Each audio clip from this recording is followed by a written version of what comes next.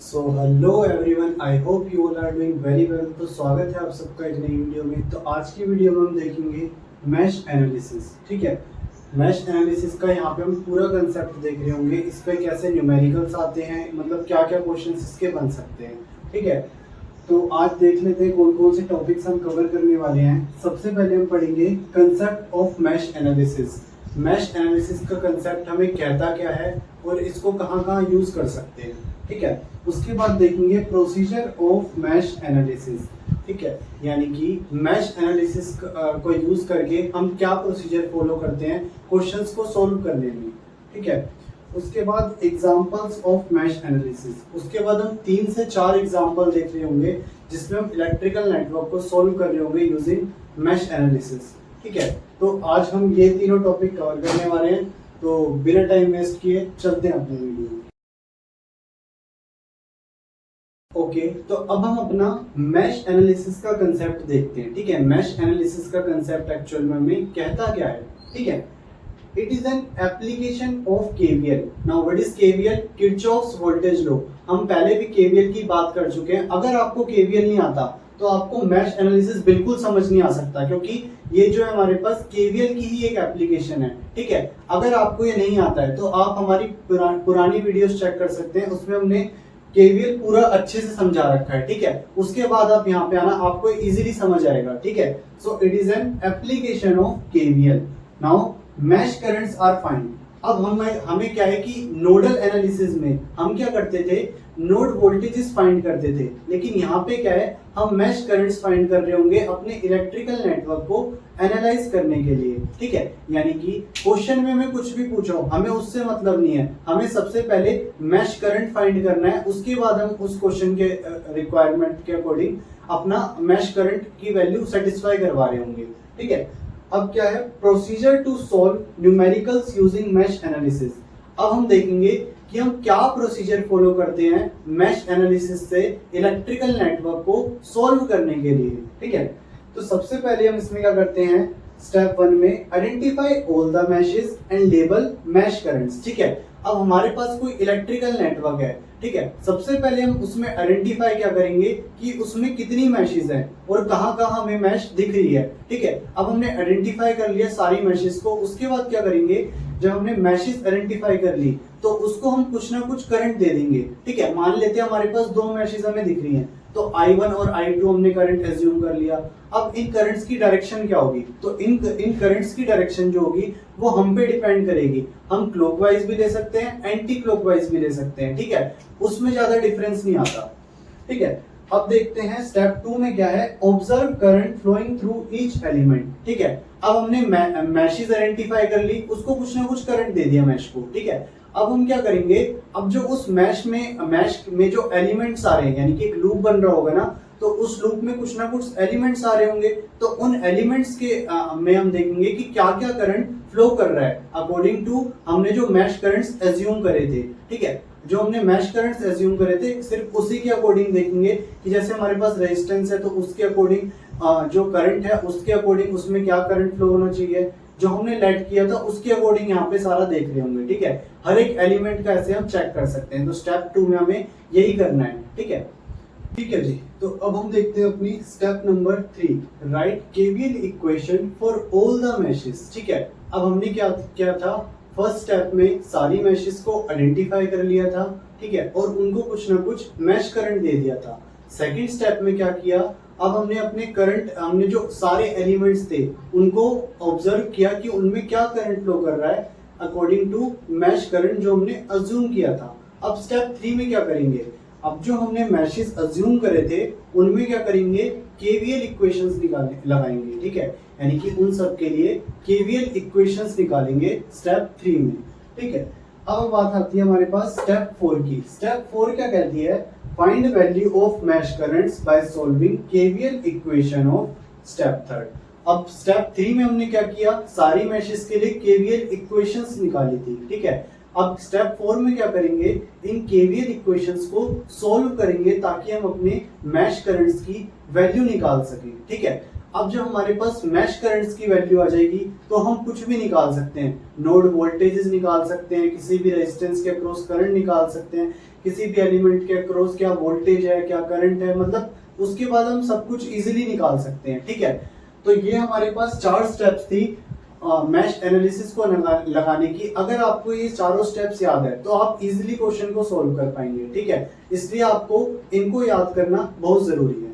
ठीक है, तो अब हम बढ़ते हैं अपने एग्जाम्पल्स की तरफ। ओके, तो अब हम अपना एग्जाम्पल नंबर 1 देखते हैं। एग्जाम्पल नंबर 1 में हमें ये सिंपल सा सर्किट दिया हुआ है और क्या कहा हुआ है, determine current through each resistor, यानी कि हर एक रेजिस्टर के अक्रॉस हमें करंट फाइंड करना है। ठीक है, तो इसमें हम सर्किट में देखें तो हमारे पास क्या है, 2 वोल्टेज सोर्स हैं, one is of 5 volt and second one is of 4 volt. ठीक है, 3 रेजिस्टर्स हैं हमारे पास, 9 ओम, 6 ओम एंड 8 ओम। ठीक है, अब इसमें हमें करंट फाइंड करना है through each resistor using mesh analysis. ठीक है, तो ध्यान से देखना, स्टेप बाय स्टेप चलेंगे। ठीक है, जैसा कि हमने प्रोसीजर में स्टेप्स डिफाइन की थी उसी के अकॉर्डिंग चलेंगे, तो ध्यान से देखना। ठीक है, तो हमारे पास स्टेप 1 हमें क्या कहती थी, अगर आपको याद हो तो स्टेप 1 हमें क्या कहती थी, आइडेंटिफाई ऑल द मैशेस। ठीक है, सबसे पहले हमें आइडेंटिफाई करना है कि यहाँ पे कितनी मैशेस हैं और उन सब मैशेस को आइडेंटिफाई करना है कि वो कहाँ कहाँ पर है। ठीक है, अगर हम ध्यान से देखें तो एक मैश हमारे पास ये है। ठीक है, ये हमारे पास एक मैश है, ये दूसरी मैश है।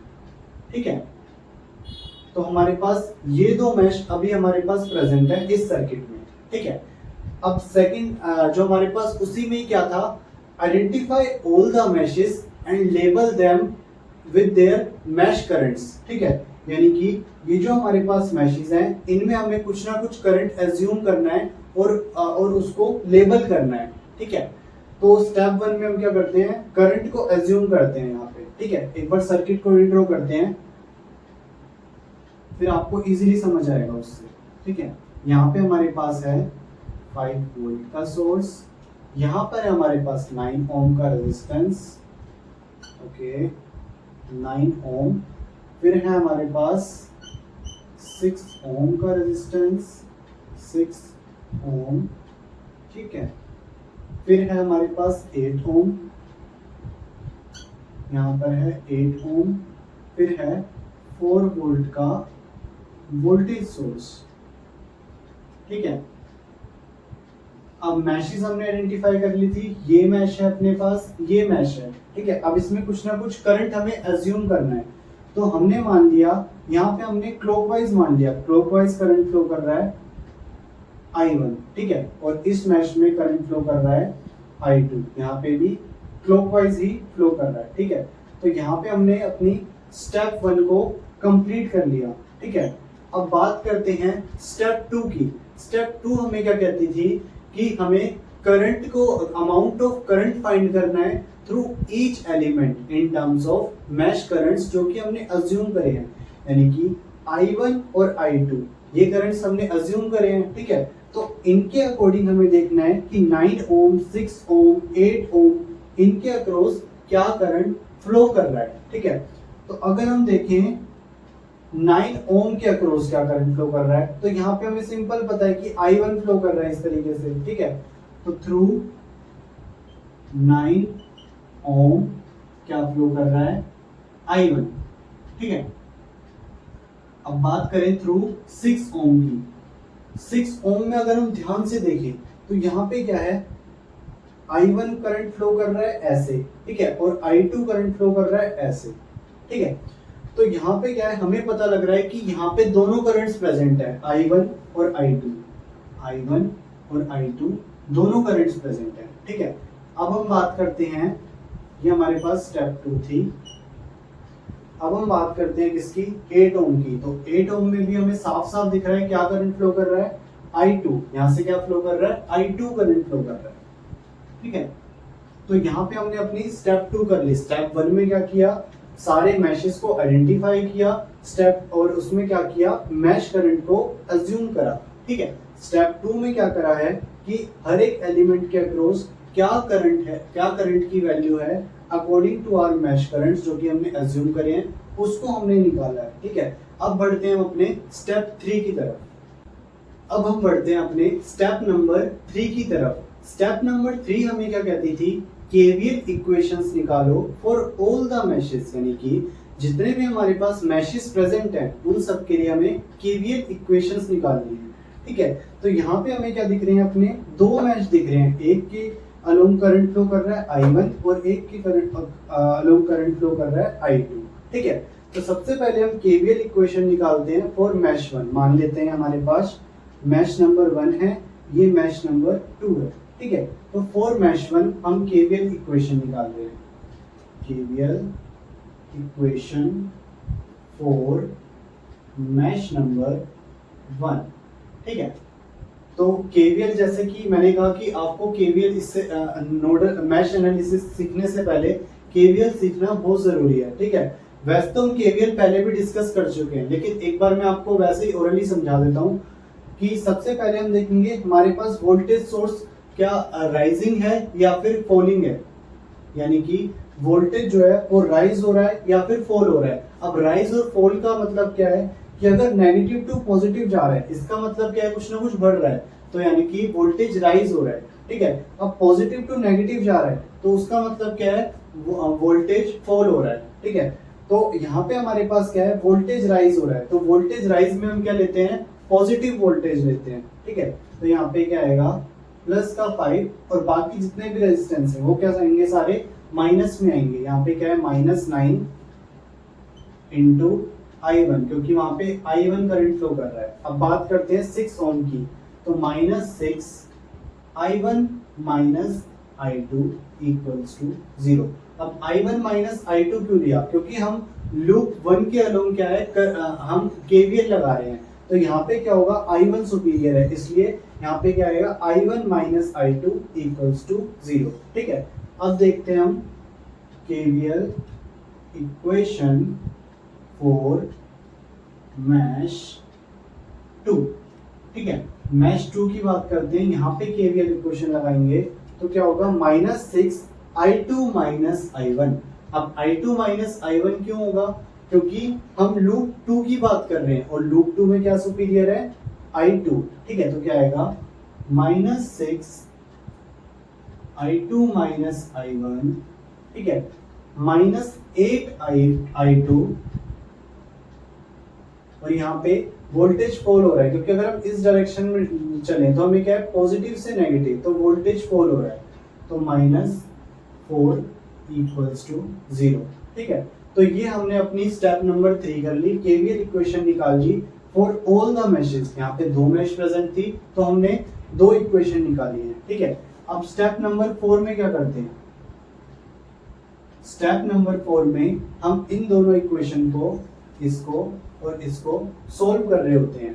ठीक है, तो अब जब हम अपनी इक्वेशन नंबर 1 और इक्वेशन नंबर 2 को सॉल्व करते हैं फर्दर, तो हमारे पास ये दो इक्वेशन निकल के आती हैं। ठीक है, वो मैथमेटिकल पार्ट है तो उसको आप इजीली खुद से सॉल्व कर सकते हो। ठीक है, अब जब हम इन दोनों इक्वेशन को सॉल्व करते हैं फर्दर, तो हमारे पास I1 की वैल्यू निकल के आती है 0.55 एम्पेयर और I2 की वैल्यू निकल के आती है 0.52 एम्पेयर्स। ठीक है, अब हमने क्या किया, I1 और I2 दोनों की वैल्यू निकाल ली। ठीक है, अब हमें क्या फाइंड करना था, क्वेश्चन में हमें फाइंड करना था करंट अक्रॉस ईच रेजिस्टर। ठीक है, यहाँ पे हमारे पास 3 रेजिस्टर है, कौन कौन से हैं, एक हमारे पास है 9 ओम का, एक है हमारे पास 8 ओम का, और लास्ट है हमारे पास किसका, 6 ओम का। ठीक है, अब हम बात करें अगर 9 ओम के रेजिस्टर की, तो यहाँ से कौन सा करंट फ्लो कर रहा है, हमें साफ साफ दिख रहा है कि यहाँ पे I1 करंट फ्लो कर रहा है, तो इसमें क्या वैल्यू हो जाएगी करंट की, 0.55 एम्पेयर। अब बात करें अगर हम 8 ओम की, तो यहाँ पे भी ऑब्वियस है क्या करंट फ्लो कर रहा है, I2 की value 0.52 ampere, and at last we have 6 ohm resistor. ठीक है, इसके अक्रॉस क्या करंट फ्लो करेगा, I1 माइनस I2। ठीक है, I1 माइनस I2, क्योंकि हमारे पास I1 का मैग्नीट्यूड ज्यादा है, वैसे तो हम I2 भी ले सकते हैं, बस उसमें क्या होगा, माइनस में आ जाएगा तो साइन जो है चेंज हो जाएगा, यानी कि करंट की डायरेक्शन चेंज हो जाएगी, तो हम कुछ भी ले सकते हैं।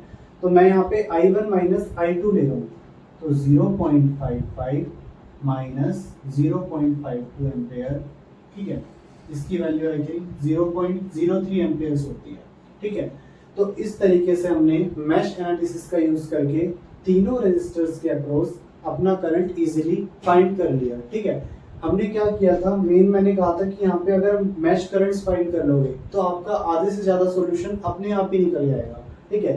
दो रेजिस्टर के अक्रॉस तो यही दोनों करंट हो गए, और हमारे पास जो थर्ड वाला आया है वो भी कहीं ना कहीं इन्हीं से ही आया है, ठीक है। तो ये हमारे पास था एग्जाम्पल नंबर 1। अब हम इसका दूसरा वेरिएशन देखते हैं, तो बढ़ते हैं अपने एग्जाम्पल नंबर 2 की तरफ। अब हम बात करते हैं अपने एग्जाम्पल नंबर 2 की, ठीक है। एग्जाम्पल नंबर 2 में हमें ये सर्किट दिया हुआ है जिसमें हमें क्या फाइंड करना है, determine voltage across 20 ohm resistance, यानी कि ये जो हमारे पास 20 ओम का रेजिस्टर लगा हुआ है इसके अक्रॉस हमें वोल्टेज फाइंड करनी है, ठीक है। अब हम सर्किट को एनालाइज करते हैं। तो यहाँ पे हमारे पास क्या है, 10 एम्पेयर का करंट सोर्स है, यहाँ पे हमारे पास 4 रेजिस्टेंस प्रेजेंट है, और एक जो है हमारे पास वोल्टेज सोर्स प्रेजेंट है। अब यहाँ पे हमें क्या करना है, मैश एनालिसिस लगाना है। अब मैश एनालिसिस में क्या है, हम डील कर रहे होते हैं वोल्टेज सोर्स के साथ, क्योंकि हमें वहाँ केवीएल लगाना होता है, ठीक है। अब बात आती है करंट सोर्स को कैसे हटाएं। अब हमारे पास आता है सोर्स कन्वर्जन रूल, जो कि हमने नोडल एनालिसिस वाले कंसेप्ट में पढ़ा था। वो क्या कहता है कि अगर करंट सोर्स पैरेलल में प्रेजेंट है किसी रेजिस्टेंस के साथ में, करंट सोर्स अगर पैरेलल में प्रेजेंट है किसी रेजिस्टेंस के साथ में, तो हम उसको कन्वर्ट कर सकते हैं किसमें, वोल्टेज सोर्स में, जिसमें जो रेजिस्टेंस है वो किसमें आएगा, सीरीज में आएगा, ठीक है। एक बार दोबारा सुनना, अगर हमारे पास कोई करंट सोर्स प्रेजेंट है पैरेलल में किसी रेजिस्टेंस के साथ, तो हम उस सोर्स को कन्वर्ट कर सकते हैं वोल्टेज सोर्स में, जिसमें क्या होगा, रेजिस्टेंस हमारे पास सीरीज में आएगा, ठीक है। तो यहाँ पे हमारे पास वोल्टेज की वैल्यू क्या होगी, V is equals to IR, I is 10 and value of R is 5 ohm, so it will be 50 volt, ठीक है। अब ये हमारे पास क्या होगा, ये रिप्लेस कर देगा किसको, ये हमारे पास रिप्लेस हो जाएगा किसके साथ, 50 वोल्ट के वोल्टेज सोर्स के साथ, ठीक है। तो एक बार हम रीड्रॉ करते हैं सर्किट को, रीड्रॉइंग दी सर्किट, ओके। तो 10 एम्पेयर का करंट सोर्स किसने नेग्लेक्ट कर दिया, 50 वोल्ट के वोल्टेज सोर्स के साथ, ठीक है, रेजिस्टेंस सीरीज में 5 ओम, ठीक है। यहां पे हमारे पास 10 ओम का एक और रेजिस्टेंस, फिर आता है हमारे पास 20 ओम, ठीक। उसके बाद लास्ट है 30 ओम का resistor, and at last we have voltage source of 100 volts, ठीक है। तो ये हमने अब सर्किट को क्या है, रीड्रॉ कर लिया। अब तो यहाँ पे क्या कहते हैं, हमारा मैश एनालिसिस लगाना बहुत इजी हो चुका है, ठीक है। तो स्टेप 1 में हम क्या करते थे, मैश को आइडेंटिफाई करते थे। कितनी मैशेस हैं, हमें दिख रहा है भाई 2 मैशेस हैं यहाँ पे, ठीक है। मैशेस के बाद मैशेस आइडेंटिफाई कर ली, अब क्या करना है, मैशेस को करंट लेवल करना है, ठीक है। तो यहाँ पे करंट दे दिया हमने I1, यहाँ पे हमने करंट दे दिया I2, ठीक है। अब हम बढ़ते हैं अपनी स्टेप नंबर 2 की तरफ। अब हम स्टेप नंबर 2 में क्या करते थे, हम यहाँ पे करंट को ऑब्जर्व करते थे along each element in terms of mesh currents that we have assumed, ठीक है। तो सबसे पहले हम बात करें 5 ओम और 10 ओम, इन दोनों में क्या करंट फ्लो कर रहा है, I1, ठीक है। तो 4, 5 ohm and 10 ohm, value of current will be I1, ठीक है। नेक्स्ट वी हैव 20 ओम, यहाँ पे हमें दिख रहा है I1 करंट भी फ्लो कर रहा है, I2 भी फ्लो कर रहा है, ठीक है। So through 20 ohm we have I1 as well as I2, ठीक है।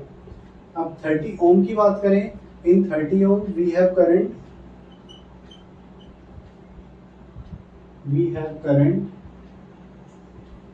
I2, ठीक है। तो ये हमारे पास जो रेजिस्टर्स हैं इनके अक्रॉस हमने करंट देख लिया कि हमारे पास करंट की क्या वैल्यू आ रही है। अब बढ़ते हैं हम अपने स्टेप नंबर 3 की तरफ। स्टेप नंबर 3 में हम क्या करते थे, केवीएल इक्वेशंस निकालते थे, ठीक है।